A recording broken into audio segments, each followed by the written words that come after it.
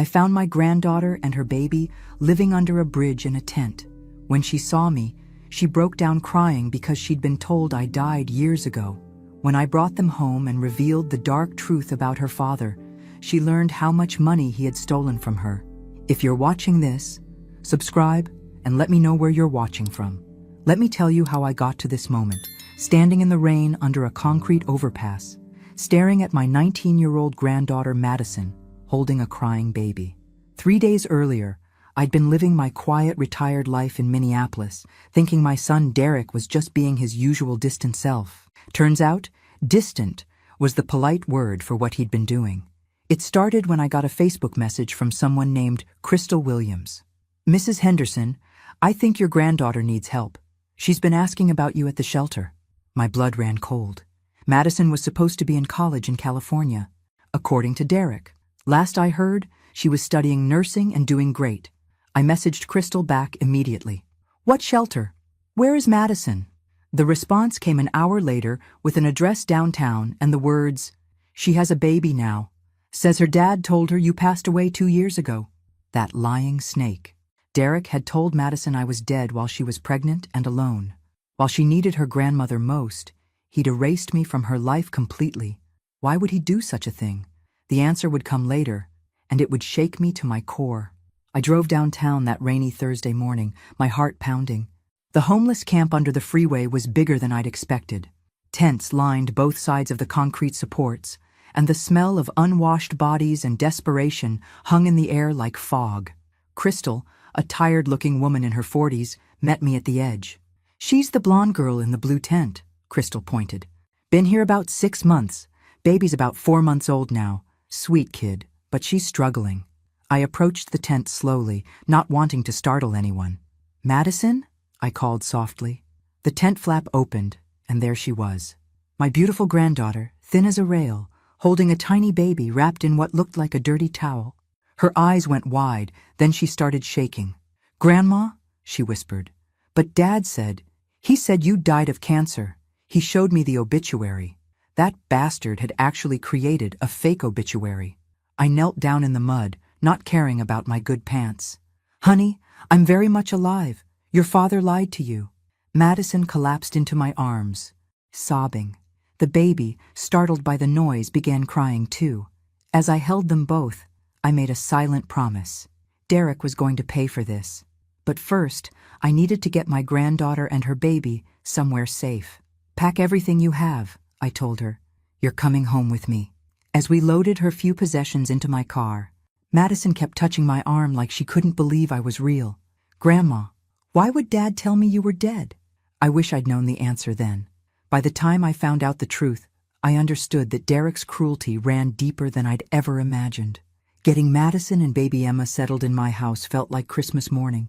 If Christmas involved discovering your son had committed identity theft against his own daughter. While Madison showered and I fed Emma a bottle, she started telling me what had really happened over the past 2 years. "I got pregnant junior year," she said, her voice barely above a whisper. "The father wanted nothing to do with us. When I told Dad, he said you would be ashamed of me, that I disappointed the whole family." My heart broke. I would have been nothing but supportive. "What else did he tell you?" "That you were sick and didn't want to be bothered with my problems. Then when Emma was born, he said you'd died and left me nothing in your will because I'd ruined my life." Madison's eyes filled with tears again. "I believed him, Grandma. I was so hurt that you'd rejected me, even in death." The calculated cruelty of it took my breath away. Derek had deliberately isolated his pregnant daughter, made her believe her own grandmother had abandoned her. "Madison, honey, I would have moved heaven and earth to help you. I would have been there for Emma's birth, for everything." That's when she dropped the real bombshell. "Dad said he was getting help from your estate to keep me in school, but the money never came. When I couldn't pay tuition, I got kicked out. That's when everything fell apart. My estate. While I was very much alive. A chill ran down my spine. What kind of help was he supposed to get?" Madison pulled out her phone, scrolling through old messages. "Here, look at this text from Dad last year."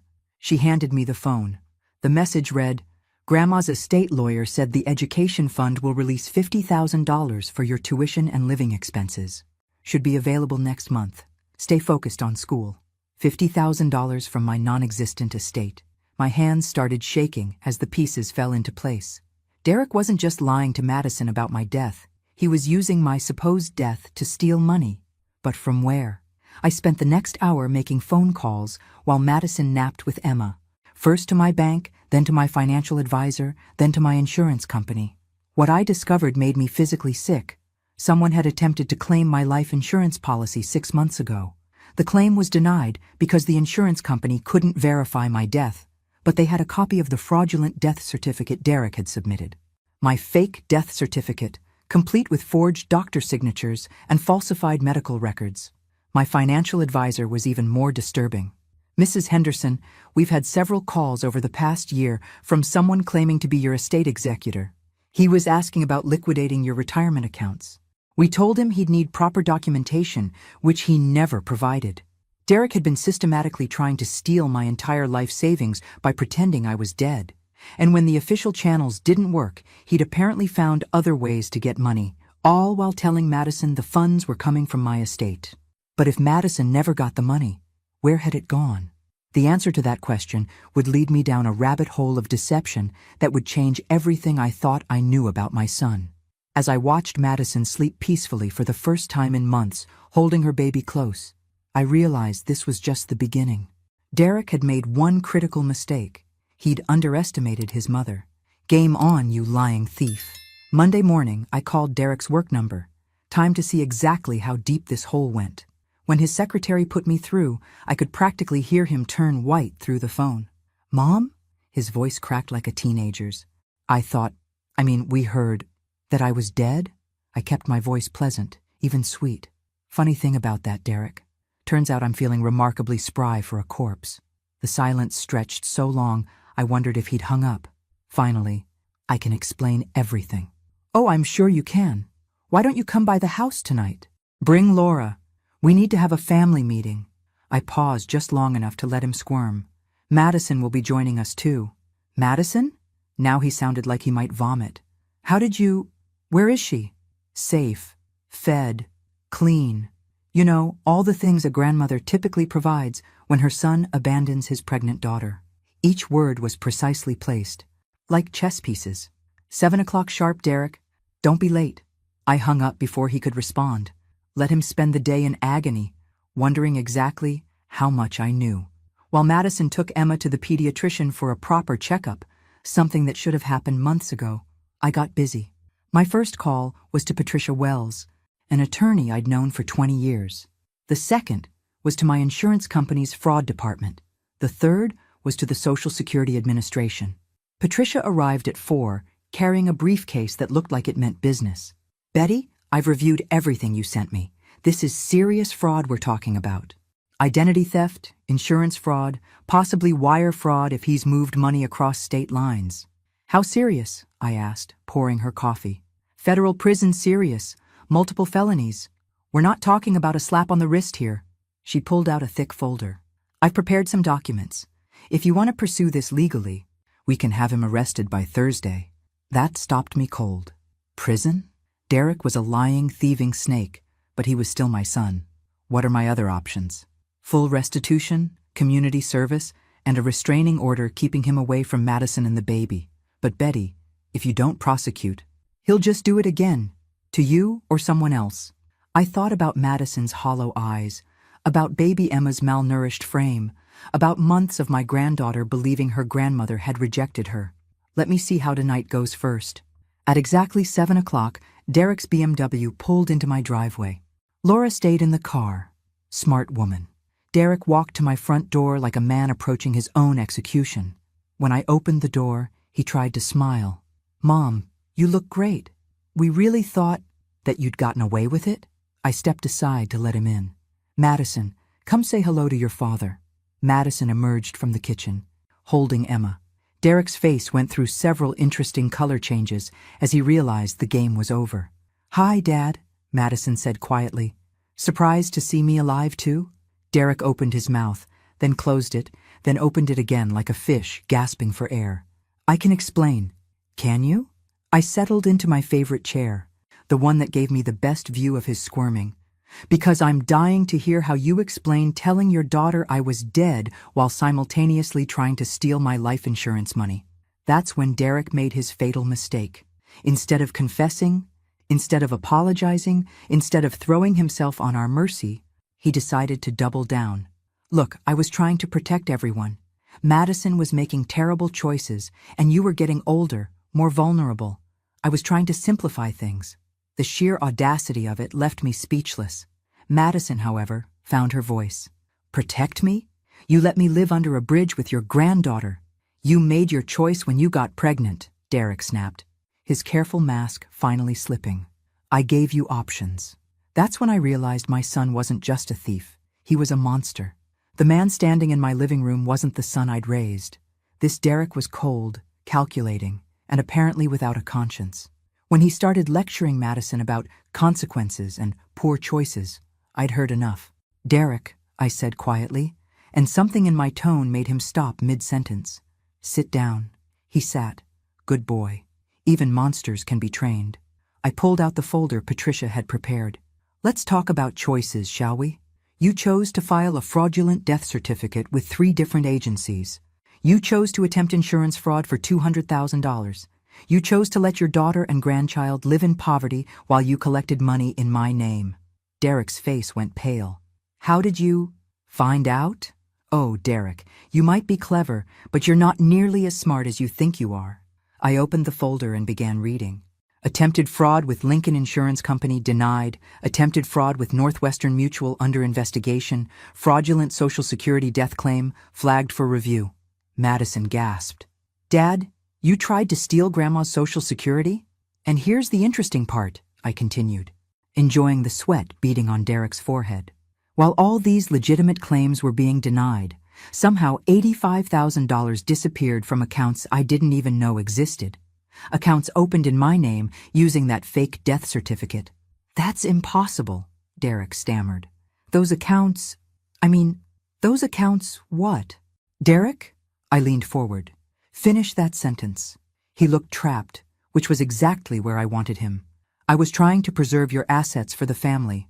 By stealing them? Madison's voice was incredulous. By protecting them from nursing home costs, Derek was grasping now, throwing out any excuse that might stick. Mom's getting older. What if she needs care? What if she's not capable of managing her finances? I started laughing. I couldn't help it. The pure chutzpah of the man was almost admirable. So you decided to steal my money to protect it?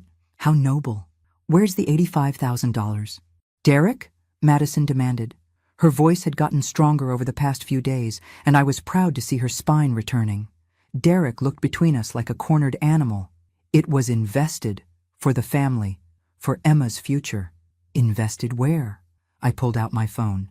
Because I have my banker on speed dial, and he's very interested in recovering stolen funds.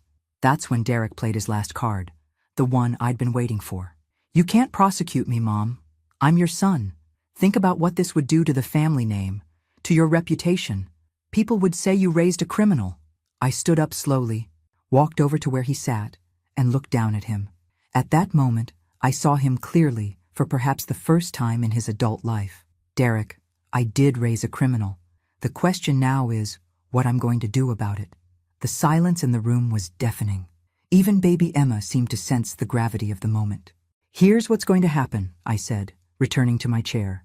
You have 48 hours to return every penny you stole, every single penny. You're going to establish a trust fund for Emma's education with $50,000 on top of what you stole, as compensation for the months of hell you put Madison through. I don't have that kind of money just lying around, Derek protested. Then you'll figure it out. Sell your BMW, take out a loan, rob a bank for all I care. But if that money isn't in my account by Wednesday at 5 p.m., I'm pressing charges. Derek's face hardened. And if I refuse? I smiled, the same smile I'd used when he was 6 and testing boundaries. Then you'll find out just how much your old mother learned about persistence during her 40 years in accounting. As Derek left, slamming the door behind him, Madison turned to me with wide eyes. Grandma, do you really think he'll pay it back? I looked at my granddaughter, this brave young woman who'd survived months of hell because of her father's greed, and felt a surge of protective fury that surprised me with its intensity. Honey, your father is about to learn something he should have figured out years ago. You don't steal from family, and you definitely don't steal from me. Tuesday afternoon, Derek called. I let it go to voicemail. Tuesday evening, he called again. Voicemail. Wednesday morning brought a text. We need to talk. This is insane. Insane was letting your daughter live under a bridge. Insane was stealing from your own mother. This was just good old-fashioned consequences. At 3 p.m., Derek showed up unannounced. Laura was with him this time, looking like she'd been crying. Good. Maybe she had a conscience, even if her husband didn't. Mom, please, Derek started before he was fully through the door. We can work something out. I don't have $135,000 just sitting around. Then you should have thought of that before you became a thief, I replied, not looking up from the baby formula I was preparing for Emma. Laura stepped forward, her voice shaky. Mrs. Henderson, Derek made mistakes, but prison won't solve anything. What about our kids? What about Derek Jr. and Sophie? Ah, the grandchildren card. I'd been wondering when that would come up. What about them, Laura? They'll be devastated if their father goes to prison. Their lives will be ruined. I finished preparing Emma's bottle and turned to face them. You know what ruins children's lives? Having a father who steals from family? Having a father who lies so easily that he convinces his own daughter her grandmother is dead. Laura flinched like I'd slapped her. Flapped. We didn't know about Madison. Derek said she was fine, that she was in school. Laura, my voice cut through her excuses. You've been married to Derek for 15 years. Did you really not know what kind of man he is? The truth was written all over her face. She'd known. Maybe not the specifics, but she'd known Derek was capable of this. People don't wake up one day and decide to commit fraud. They build up to it. Derek, sensing his wife was becoming a liability rather than an asset, jumped back in. Look, I can get $50,000 by Friday. The rest will take time, but I can make payments. No payments. Full amount by 5 p.m. today, or I make that call to Patricia Wells. That's impossible. I shrugged. Then you'd better start making some phone calls. Maybe your father-in-law would be interested to know how you've been managing family finances. Laura went white. Derek, you didn't... The look on Derek's face told me everything I needed to know. He'd been stealing from more than just me. Laura's family money was apparently also on the table. How much? Laura's voice was barely a whisper. Derek couldn't meet her eyes. It was a loan. I was going to pay it back. How much, Derek? $40,000. Laura staggered like she'd been punched. I almost felt sorry for her. Almost. So you've been stealing from both our families, I said conversationally. How very efficient of you. At 4:47 p.m., my phone pinged with a bank alert. Wire transfer received, $135,000. I looked at the notification, then at Derek, who was slumped in my kitchen chair like a deflated balloon. Well, well, miracles do happen. Are we done? Derek asked, his voice hollow. Oh, we're just getting started. I sat down across from him. You're going to apologize to Madison. A real apology, not that pathetic excuse you tried yesterday. Then you're going to establish that education fund for Emma. Then you're going to get counseling because normal people don't do what you've done. And if I refuse? I pulled out my phone and showed him the screen. Patricia Wells was number 2 on my speed dial. Try me. Derek looked at his wife, who was staring at him like she'd never seen him before. He looked at Madison, who was holding Emma and watching him with a mixture of pity and disgust. Finally, he looked at me. I'm sorry, he said, and for the first time, he sounded like he meant it. Not to me, I said quietly. To her. As Derek turned to face his daughter, I felt something settle in my chest. Justice. Maybe. Or just the satisfaction of knowing that sometimes the good guys actually win. But this story was far from over. Because Wednesday night, I discovered something that would change everything I thought I knew about Derek's crimes. Wednesday night, after Derek and Laura left and Madison was giving Emma a bath, I decided to look through the paperwork more carefully. What I found in the insurance fraud documents made my blood run cold. The fake death certificate wasn't just hastily thrown together. It was professionally done, complete with forged medical records dating back 6 months, falsified doctor signatures, and a detailed medical history of a cancer I'd never had. This wasn't the work of an amateur. This was sophisticated, organized fraud. More disturbing was the timeline. According to the documents, Derek had started setting up this scheme 8 months before Madison's pregnancy. He'd been planning to steal from me long before his daughter needed help. Madison's situation had just been convenient cover. I called Patricia Wells at home. "Patricia, I need you to look at something. The fraud was more extensive than we thought." She arrived within an hour, took one look at the documents, and whistled low. "Betty, this is organized crime level stuff. Your son didn't do this alone." That's when my phone rang. The caller ID said, "Derek Jr., my 15-year-old grandson." "Grandma, is it true that Dad's been stealing money?" My heart sank. "Where did you hear that, honey?" "Mom's been crying all night. She told me and Sophie that Dad made some bad financial decisions. But I heard her on the phone with Grandpa Williams. She said Dad stole from both families." Poor kid. Derek Jr. was a good boy, nothing like his father. "It's complicated, sweetheart." "Grandma, there's something else. Dad's been meeting with some guy named Vincent for months. Mom doesn't know, but I saw them together at the coffee shop by my school. They were looking at papers and talking about accounts and stuff." Vincent. The name meant nothing to me, but Patricia was already taking notes. "What did this Vincent look like?" "Older guy, really expensive suit. Dad seemed nervous around him, like he was scared or something." After I hung up, Patricia was quiet for a long moment.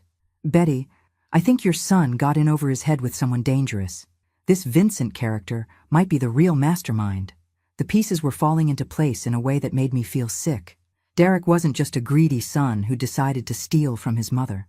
He was in debt to someone who'd helped him create professional-grade fraud documents, someone who probably expected to be paid back.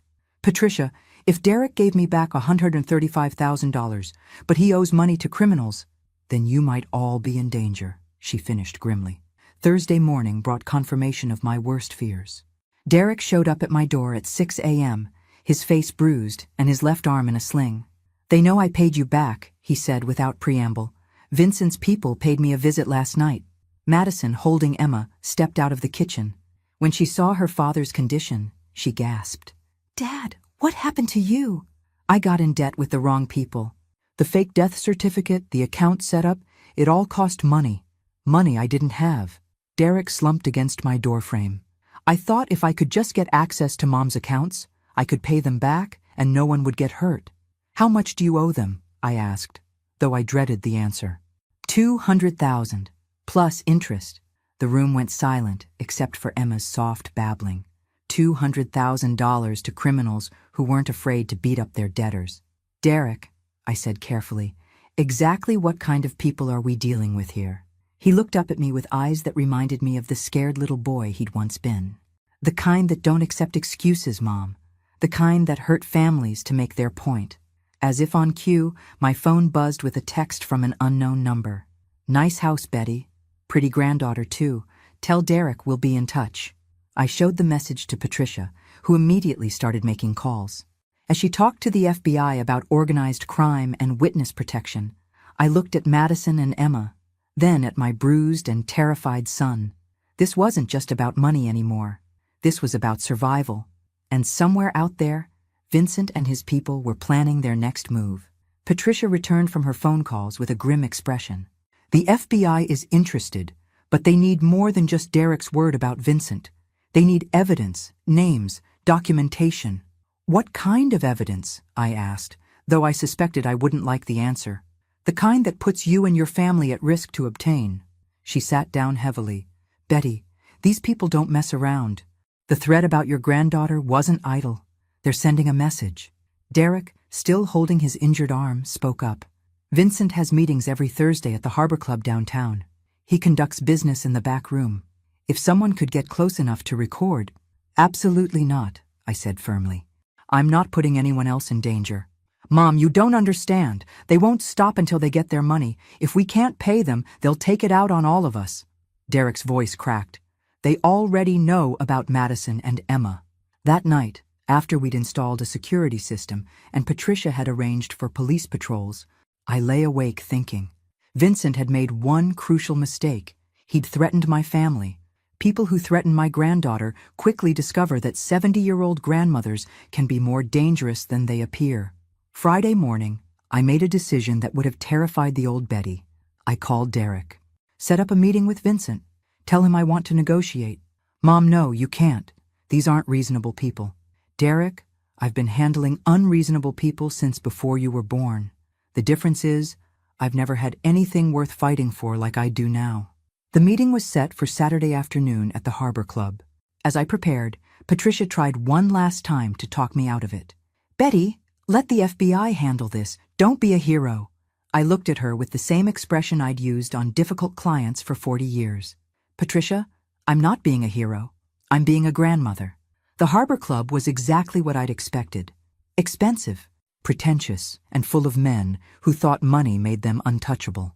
Vincent was waiting in the back room, a silver-haired man in his 60s who probably hadn't done an honest day's work in decades. Mrs. Henderson, he said, not bothering to stand. Derek's told me so much about you. I'm sure he has. I took the seat across from him, noting the two large men flanking his chair. Let's get to business, Vincent. What exactly do you want? He smiled, the kind of smile that never reached the eyes. $200,000, plus $50,000 in interest for the inconvenience your son has caused.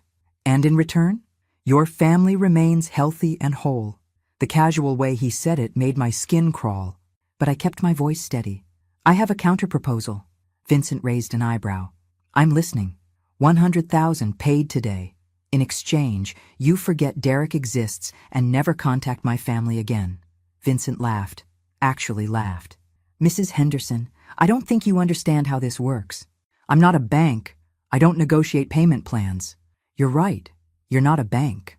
I pulled out my phone and showed him the recording app that had been running since I walked in. You're a criminal, and I've been recording this entire conversation. The mood in the room shifted instantly. The two large men moved closer, but Vincent held up a hand. You're making a mistake, old woman. The only mistake I've made is waiting this long to deal with you. I stood up slowly. Here's what's going to happen, Vincent. You're going to take my offer of $100,000 and walk away. Because if you don't, this recording goes to the FBI, along with Derek's testimony about your operation.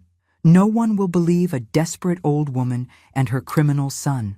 I smiled then, the same smile I'd perfected during 40 years of dealing with difficult clients. Maybe not, but they'll certainly investigate.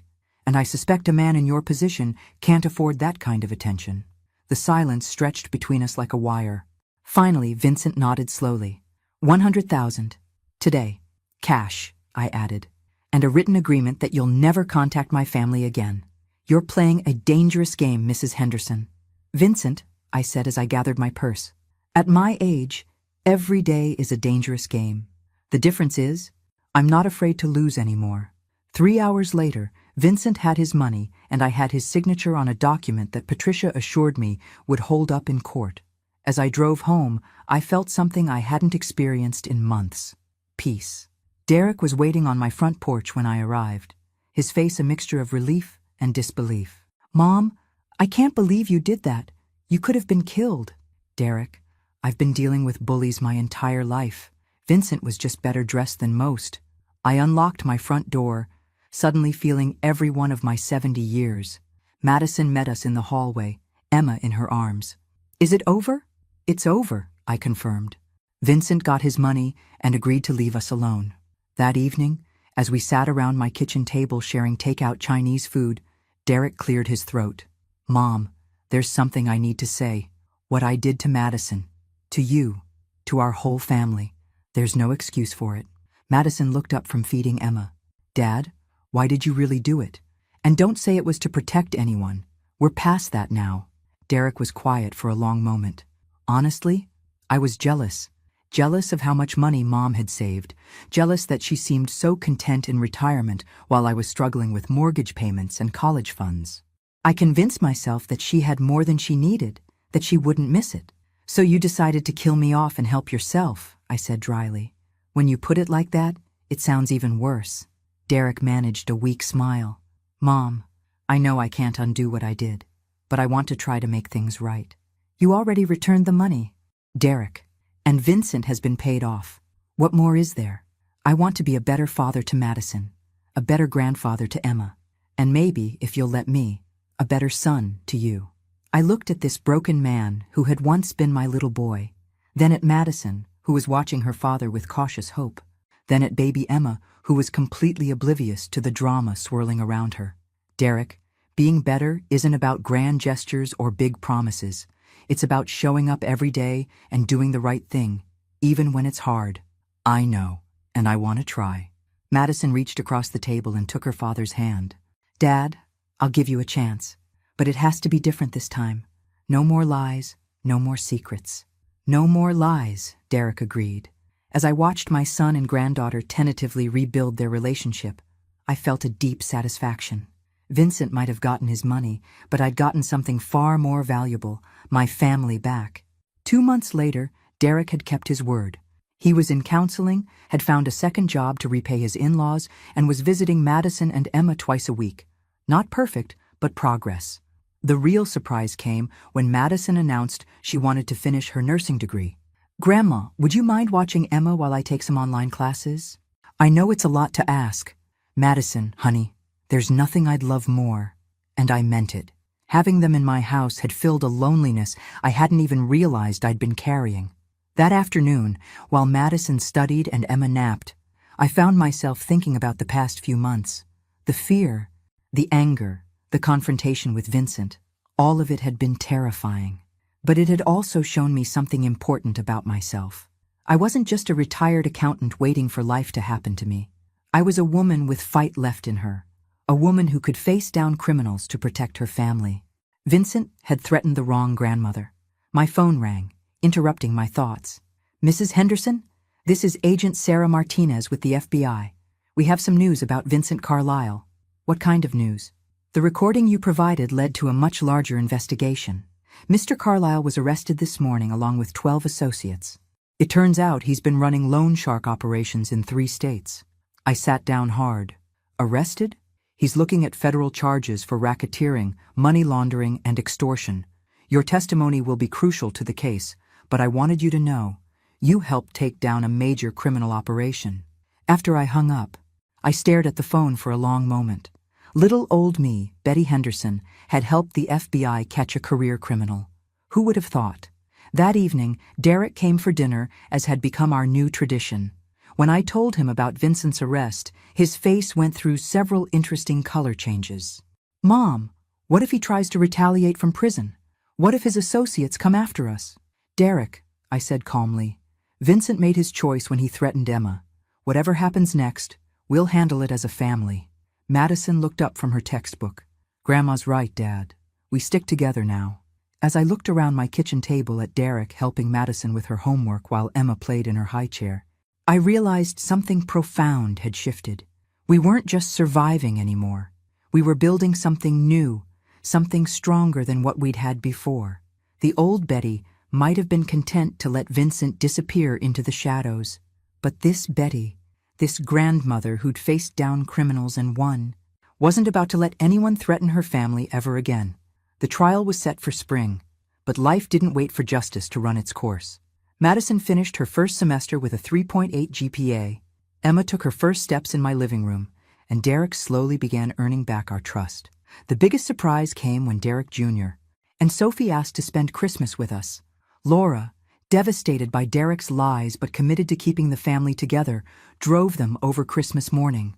Mom, Derek said as we watched the kids play with Emma, I know I don't deserve it, but thank you for not giving up on me. I looked at my son, really looked at him. The past 6 months had changed him. The arrogance was gone, replaced by humility. The entitlement had been burned away by consequences. What remained was closer to the boy I'd raised than the man I'd been dealing with for years. Derek, family doesn't give up. Family fights. Sometimes family fights each other, but we fight for each other too. That afternoon, Agent Martinez called with an update. Mrs. Henderson, Vincent Carlisle pleaded guilty to all charges. He'll be in federal prison for the next 20 years. He also provided information about his associates in exchange for protection. Your family is safe. Safe. After months of looking over our shoulders, of checking locks twice and jumping at unexpected sounds, we were finally safe. Spring brought Madison's graduation ceremony, as I watched my granddaughter walk across the stage to receive her nursing degree. with Emma babbling happily in my arms and Derek beaming with pride beside me. I felt a profound sense of completion. The journey from that rainy day under the bridge to this moment had been harrowing, but it had also been transformative. Derek had learned that actions have consequences. Madison had discovered her own strength, and I had rediscovered mine. That evening, as we celebrated at my favorite restaurant, Madison raised her glass of water. To Grandma, who saved us all. To family, I corrected, who saves each other. Derek clinked his glass against mine. To second chances. To fresh starts, Madison added. As I looked around the table at my family, imperfect, complicated, but genuinely trying, I realized that sometimes the best stories aren't about perfect people making perfect choices. Sometimes the best stories are about broken people who refuse to stay broken. 6 months ago, Derek had tried to erase me from Madison's life by pretending I was dead. Today, I was more alive than I'd felt in years. I was a grandmother who'd faced down criminals, a mother who'd held her son accountable, and a woman who'd discovered that 70 years old was just the beginning of the next chapter. Vincent Carlisle had made one fatal mistake. He'd threatened my family, not realizing that grandmothers are the most dangerous creatures on earth when their grandchildren are at stake. I'd spent 70 years preparing for that moment. I just hadn't known it yet. Now, as Emma reached for my hand, and Madison talked excitedly about her new job at the Children's Hospital, I smiled. Life had tried to write me out of the story, but I'd grabbed the pen back, and this time, I was writing the ending myself. Thanks for listening. Don't forget to subscribe and feel free to share your story in the comments. Your voice matters.